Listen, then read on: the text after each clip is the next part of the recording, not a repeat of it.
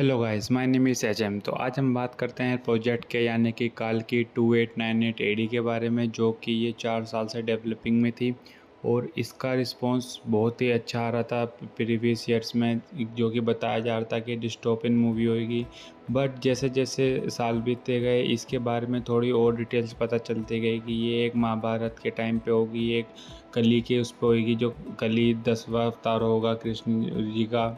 I think Vishnu ji का, sorry my bad, मुझे इतना पता नहीं है। बट इस मूवी के बारे में जितनी तारीफ़ करी जाए उतनी कम है। वो इसलिए क्योंकि इस मूवी को एक तरह से बहुत अच्छे से जस्टिफाई करा गया है। वो फर्स्ट हाफ में थोड़ा सा स्लो हो जाता है, क्योंकि फर्स्ट हाफ में आप देखते हैं कि सेटअप कर रहे हैं, सब कुछ कॉम्प्लेक्स दिखा रहे हैं, काशी दिखा रहे हैं, जो कि काशी सबसे पहले दुनिया में सबसे पहला शहर था और आखिरी भी शहर वही है। तो वहीं की सब कुछ कहानी दिखाते हैं, कॉम्प्लेक्स के बारे में दिखाते हैं। फर्स्ट हाफ में यही सब चलता है। और तीसरे इसकी हिडन जो प्लेस है वो शंबाला है, वो भी दिखाते हैं। बट वो जैसे जैसे टाइम बीतता जाता है ऐसे ऐसे वो दिखाते रहते हैं। और अगर हम बात करें इसमें प्रभास की परफॉर्मेंस की, तो प्रभास थोड़े बहुत कॉमेडी पंचेस लाइन मारने की कोशिश करते हैं, बट वो प्रॉपर वर्क नहीं कर पाते। कई कई जगह प्रॉपर वर्क कर रहे हैं, बट कई कई जगह नहीं कर पा रहे हैं। वो इसलिए क्योंकि ये एक तरह की तरीके से सीरियस मूवी है। इसमें थोड़ा सा महाभारत का टच दिया गया है। ये थोड़ी डिस्टोपियन मूवी है।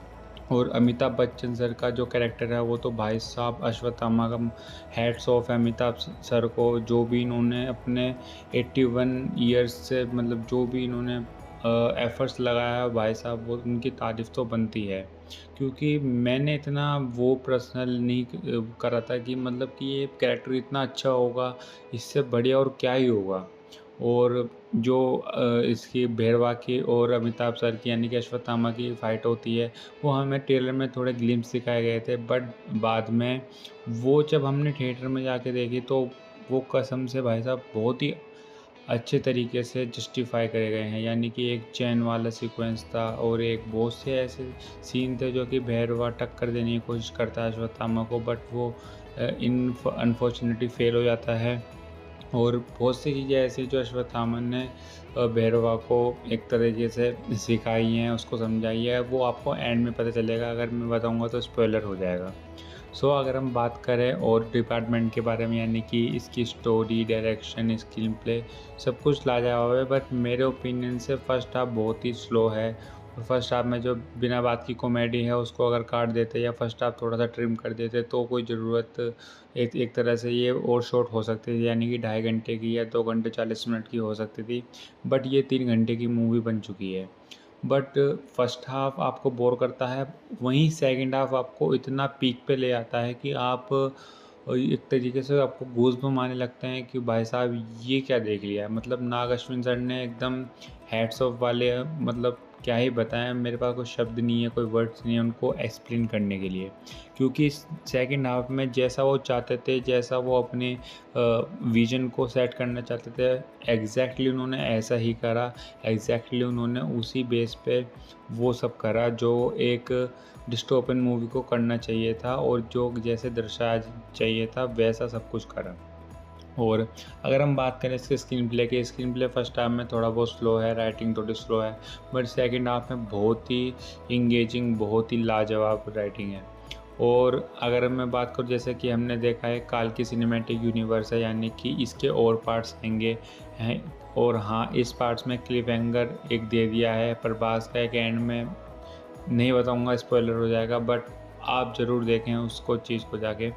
बट इसमें क्लिफ हैंगर दिया गया है जो कि एक तरीके से बहुत अच्छा पीक पे दिया गया है। कमल हसन सर जितनी टाइम भी आते हैं वो अपने छाप छोड़ के चले जाते हैं, उनके बारे में सोचते रहते हैं कि ये बंदा अब क्या करेगा, ये बंदा अब क्या करेगा। मतलब बहुत ही लाजवाब है। और हाँ, इसमें एक मिड गेट सीन भी है, तो एकदम से उठ मत जाना, वो देख के जाना। वो बहुत ही आने वाले फ्यूचर के लिए बहुत ही स्पेशल एक मिड गेट सीन है। और अगर हम बात करें वीएफएक्स की, तो जैसे हम जानते हैं ये 600 करोड़ में बनी है और इसका वीएफएक्स बहुत ही लाजवाब है।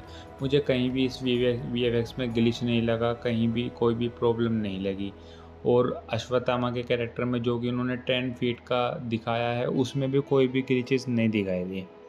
सो इन माय ओपिनियन ये मूवी एकदम वर्थ वॉच है।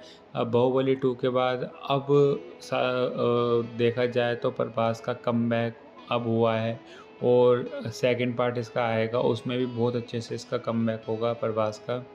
और अगर मैं बात करूँ इसके डायरेक्शन तो बहुत ही अच्छा है, बहुत ही लाजवाब है, यानी कि इन्होंने एक-एक डिटेल्स पे बहुत ही अच्छे तरीके से वर्क किया है।